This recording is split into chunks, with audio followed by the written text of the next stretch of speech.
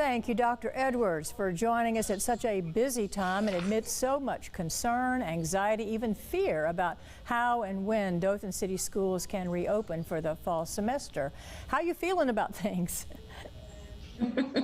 Well, it certainly has been a strange 4 or 5 months, and I was hoping that things would be relatively calm at this point, but we're dealing with what we're dealing with, and so we're trying to move forward. All right. Our first priority is keeping everybody safe, obviously. Absolutely. And last week, to that end, you asked parents to respond to a survey on the DCS website about 4 options, including the type and timing to restart the semester. Have you seen good participation? What about the results? Any surprises? I feel that the results have been good. We have 4,331 responses, and that's in less than a week. 3,446 of those have identified themselves as parents, 885 as teachers or staff. I don't believe I'm that surprised in terms of the responses. The one that's coming in the highest right now is to delay the opening until after Labor Day. That's 1,711 so far. The second one that people are most interested in is to do virtual only, and that's got 1,500. The third would be open as usual, and coming in last place was the half-half concept, meaning you'd have your whole school divided into 2, and on Monday and Tuesday, half of the school would come in, and on Wednesday and Thursday, the other half, and Friday would be go ahead and clean, so that every week you'd be doing that. But that's only gotten 363 so far.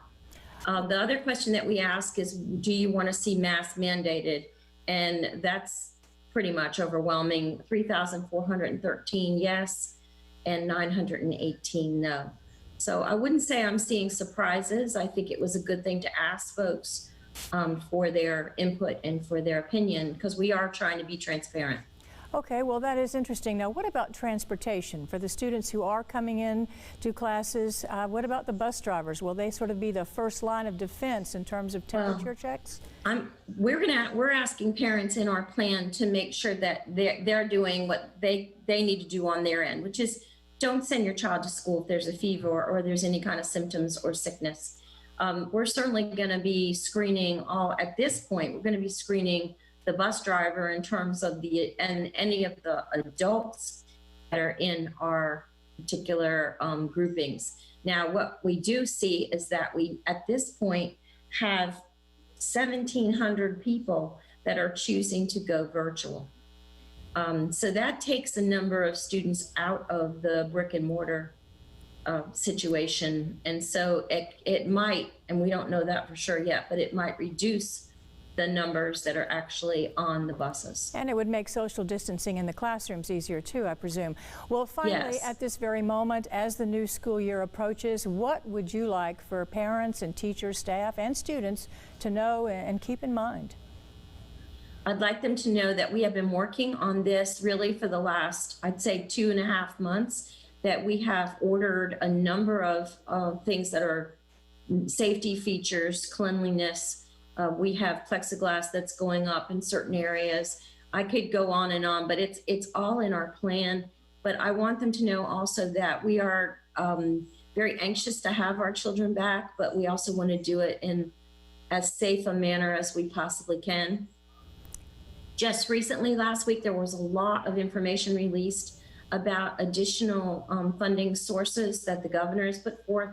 That's going to take us a little time to go through, but with that, we're hoping that we might be able to hire some nurses, some additional nurses, and I think that should have people feeling a little bit more secure, and we will mandate masks for the students. All right, Dr. Edwards, thank you so much for taking the time. We look forward to hearing your recommendations to the board, what the board decides to approve, and continuing our conversation in the future.